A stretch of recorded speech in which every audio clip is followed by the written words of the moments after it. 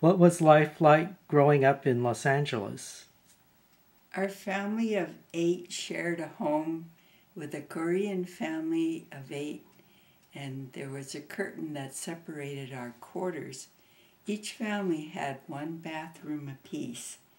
And later, 5 aunts left the orphanage and came to live with us. So we had rooms with wall-to-wall beds with maybe 4 or 5 people in a bed at a time. Dad rose about 3 o'clock in the morning to go to the produce market to buy the fruits and vegetables that he later delivered to hotels and restaurants. At 4:30 in the morning, Mom and I walked over to the shack around the corner where we met about 20 other women and their daughters, and we processed strawberries that were later taken away for commercial sales. After our strawberry stint, we came home and had breakfast, and then it was off to school. Following American school, we walked a mile to our church, where we spent the next 4 hours learning the Chinese language. And when that was done, because we had 4 girls in our family, we walked all the other girls home, making about a 3-mile loop before we got home to do our American homework or doing piecework, like shelling walnuts and hemming scarves and making cantaloupe seed necklaces that were for sale through a contractor, and this earned money for our meals at home. On Saturdays, we did laundry. We had a wringer washer in the bathroom and rinsed the large items in the bathtub. Then we took the large items outside where 2 children twisted the sheets and overalls until they were dry and hung them up on lines that surrounded the whole house. We devised games of while we were raking the yards, and it consisted of making lines with the rakes and trapping each other. We tried to hem in our brothers and sisters. And in our yard, we had a huge apricot tree and a huge avocado tree that served as an aerial playground. Indoors, we played baseball using the 4 patterns on the corners of the rug for bases, and there was a huge dining room table that also served as a ping pong table and a cave for games. And on Sundays, kids from the church would come and we would have board games around this big table. Did your mother have to make many adjustments coming as an immigrant from China? Mom's father was a man ahead of his time. He allowed my mother to escape the bound feet that all the other girls had to endure, and she was allowed to participate in the family business. She had ambitions to be a doctor, and so learned all the traditional Chinese cures, and was in fact our family physician because we couldn't afford to go to a doctor. But her adjustment was huge because she was married in the traditional matched weddings in China, and so she never met my father until after the wedding. And then soon after that, she was transported to America, where she was in totally unfamiliar surroundings.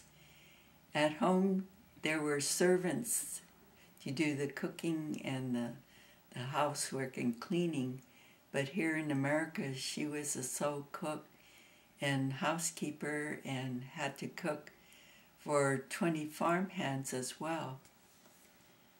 And but later, some Caucasian missionaries came to our house and taught her English.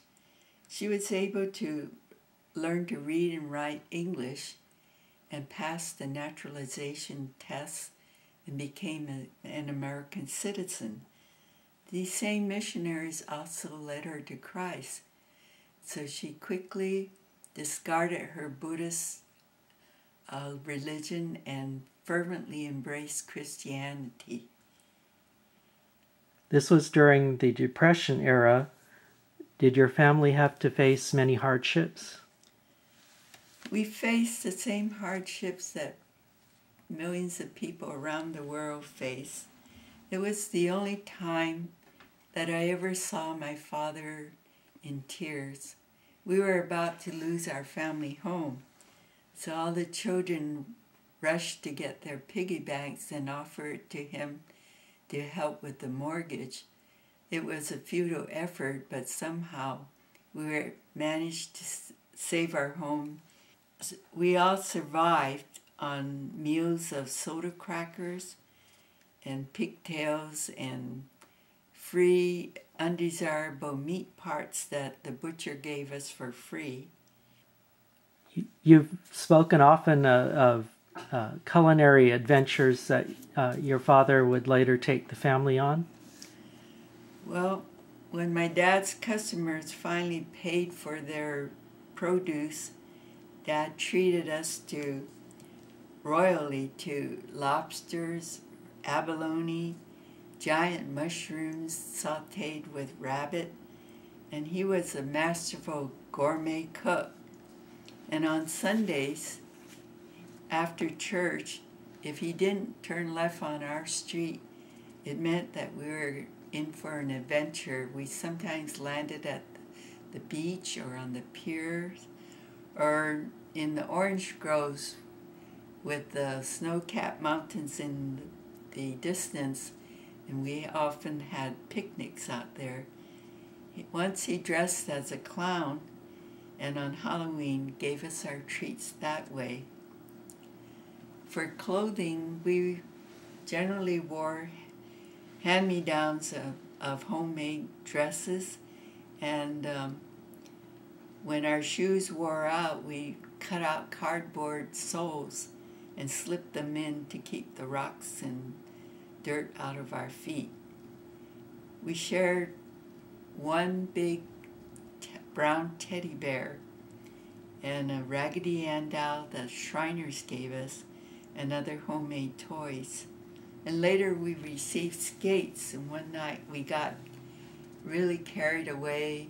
We went to Smith's grocery parking lot and skated until 10 o'clock. It was a joy to be able to go round and round without worrying about traffic. But when we got home, my mom spanked only me because she said I was the instigator, and she was probably right. We also had a chow dog and a huge turtle that we were able to ride on, but one day the turtle disappeared, and I think he ended up in somebody's turtle soup. And we had also a pet rabbit, but when Daddy used that rabbit for dinner, we couldn't eat it. What were your school experiences like? Well, for me, I spent 3 semesters in kindergarten because I refused to speak English. And largely our learning was kind of on our own because our teachers were very dedicated, but they had their hands full trying to control rooms full of unruly children, and we had to kind of fend for ourselves in learning the lessons. So our parents required us to bring home nothing less than straight A's. So we were very compliant in that sense. Our scout leader was the daughter of the first Chinese aviatrix.